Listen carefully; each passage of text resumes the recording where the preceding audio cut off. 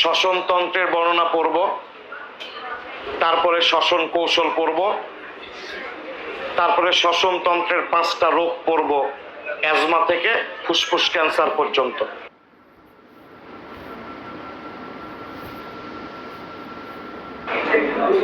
এই ব্রো, এরা কথা বলতেছে, দেখো ভালো করে কে কথা কয় বেশি।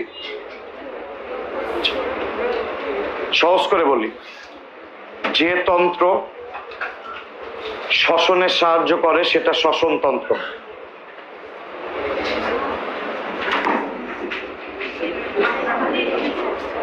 বাবা, আমার বিরক্ত লাগতেছে, এখন কথা বলে আরো মেজাজ খারাপ হয়ে যাবে নতুন অধ্যায়ের সময়। যে তন্ত্র শ্বসনে সাহায্য করে তাকে শ্বসনতন্ত্র বলে। শ্বসন কি, কাকে বলে, এটা তো জীবনের শক্তি অধ্যায়ে পড়ালাম। শ্বসনে কি হয়, শ্বসন কেন হয়, এগুলা তো জীবনের শক্তি অধ্যায়ে বলছি। এখানেও প্রয়োজন বোধ আবার বলবো। তাহলে যে তন্ত্র শ্বসনে সাহায্য করে তাকে শ্বসনতন্ত্র বলে। শ্বসনতন্ত্রের শুরু আমাদের নাক বা নাসিকা থেকে। পরিপাক নালীর শুরু যেমন মুখছিদ্র থেকে, শ্বসনতন্ত্রের শুরু নাক বা নাসিকা থেকে। নাকের সামনে যে ছিদ্র আছে,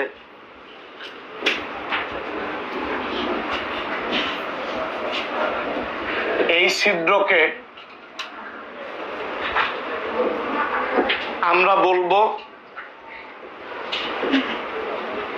সম্মুখ নাসারন্ধ্র। রন্ধ্র মানে ছিদ্র, নাসারন্ধ্র মানে নাকের রন্ধ্র, নাকের ছিদ্র। চোখে পড়লে কিন্তু খবর আছে, যারা কথা বলতেছ চুপচাপ থাকবে একবারে।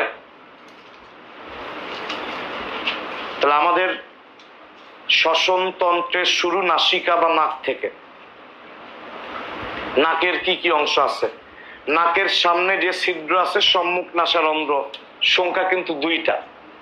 এটা লম্বচ্ছেদ হওয়ার কারণে নাসারন্ধ্র একটা মনে হচ্ছে, কারণ অর্ধেক অংশ আঁকানো হচ্ছে মাথার। তুমি দেখো নাকের ছিদ্র কিন্তু 2টা।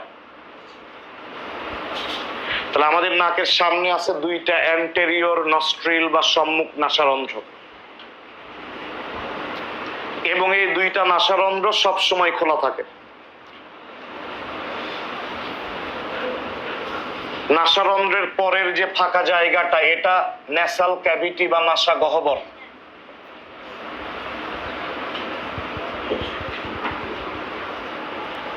আর নাসা গহ্বরের একেবারে পিছনের এই অংশটা হলো পশ্চাৎ নাসারন্ধ্র।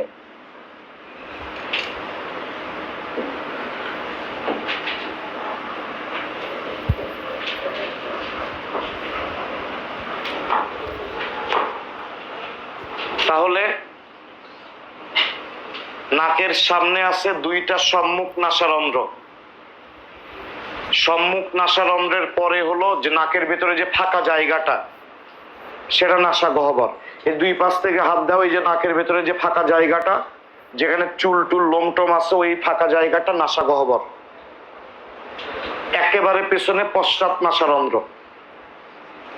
আমাদের পশ্চাৎ নাসারন্ধ্রও 2টা, সম্মুখ নাসারন্ধ্রও 2টা।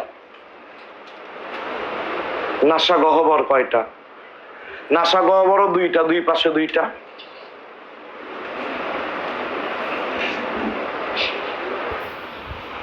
নাসা গহ্বরের সামনের দিকে আছে হলো লোম।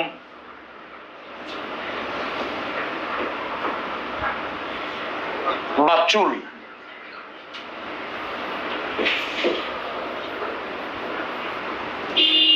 আর পিছনের দিকে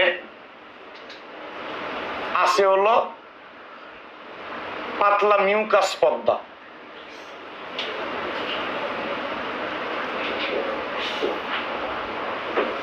তাহলে বাবারা, নাসা গহ্বরের সামনের দিকে আছে লোম, আর এই যে পিছনের দিকে আছে কি বলতো? মিউকাস পর্দা। এখান থেকে পিচ্ছিল মিউকাস তৈরি হয়। এই যে সর্দি লাগলে গ্রামের দিকের মানুষ কয় শ্লেষ্মা হচ্ছে। এই যে নাক দিয়ে যে ওই ডিমের সাদা অংশের মতো পিচ্ছিল পদার্থ বের হয়ে আসে, ওটাই হলো মিউকাস। এটাকে তোমাদের বইয়ে লেখছে শ্লেষ্মা উৎপাদনকারী পর্দা। মিউকাস পর্দাটাকে বলছে শ্লেষ্মা উৎপাদনকারী পর্দা। আমি পড়া ধরবো, নাসা গহ্বরে কি আছে? লোম এবং মিউকাস